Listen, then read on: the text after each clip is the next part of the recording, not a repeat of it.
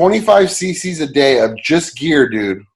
What's up, Desktopers? Xavier Wills here for Desktop Bodybuilding, and we are back with another video. And today we're discussing Bostin Loyd, a guy who's known for his extreme gear use. I think this one takes the cake. He goes on to say he's taken 25cc a day of gear while he's prepping for a contest, and he talks about why he does this sort of stuff. Anyway, all that and more coming up in this video, guys. I hope you enjoy it.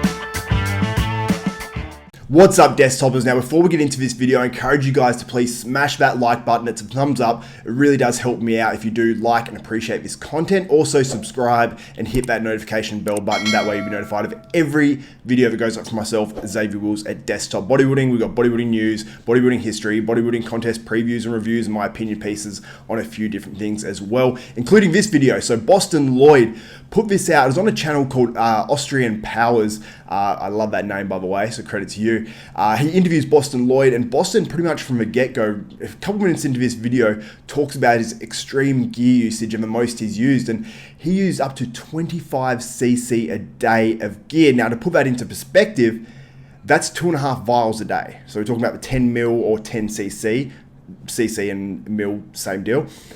Those 10 mil vials that you see of, AAS, PEDs, whatever you want to call it, he takes 2 of those a day.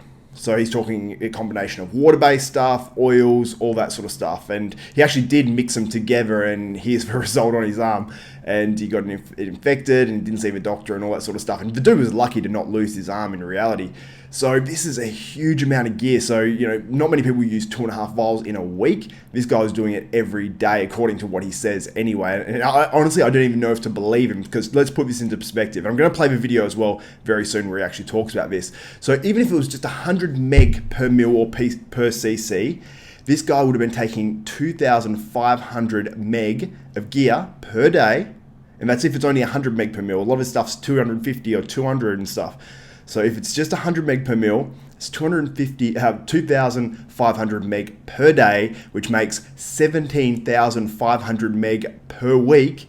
And now this, if it was at 200 meg per mil on average, then we'd be talking 35,000 meg per week and 5,000 meg per day, which, per week, that would be a crazy amount. And, I'd say the upper limit of what pro bodybuilders take.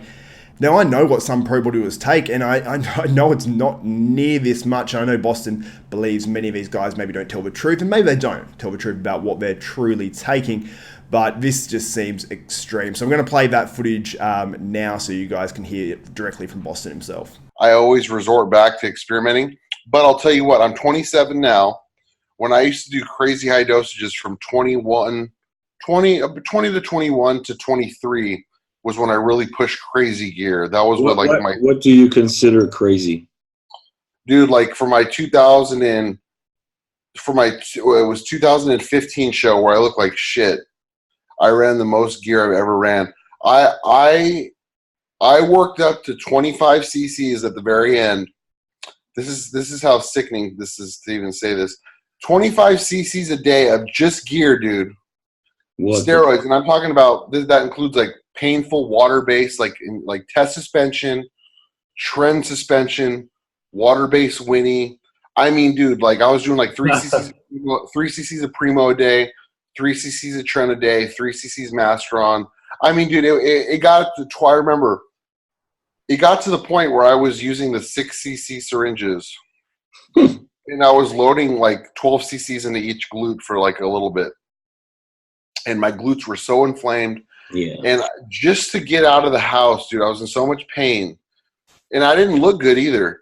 Just to get out of the house, I had to take it was 2 Tylenol and like 5 ibuprofen every like 4 hours.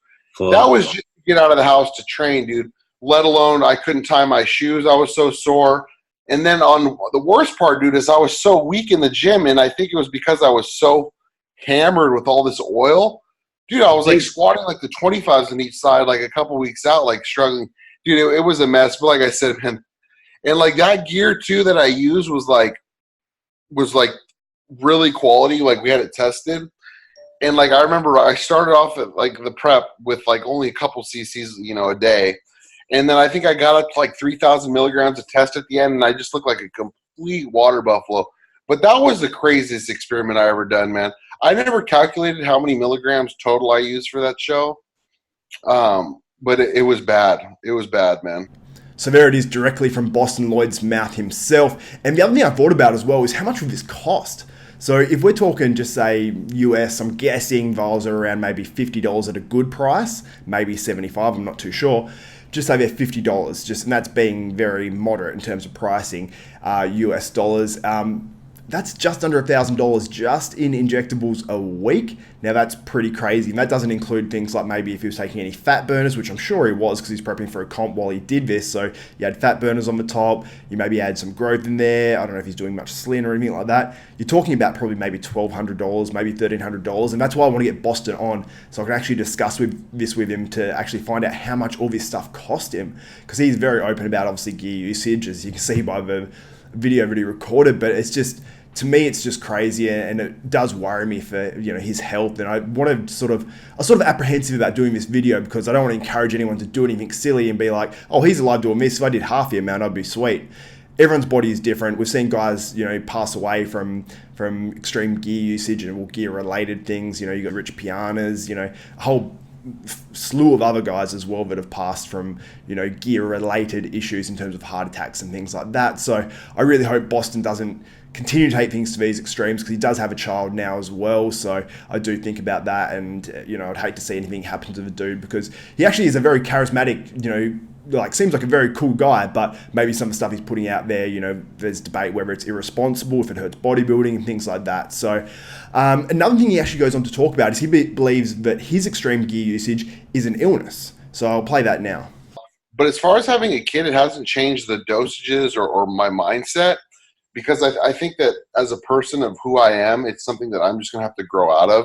Okay. Because like I said, like we talked about previously, I don't have my clients take, experimental dosages like I do. That's something that I do on myself. And I honestly think it's an illness, because as much as I've tried to fix the issue, I always resort back to experimenting.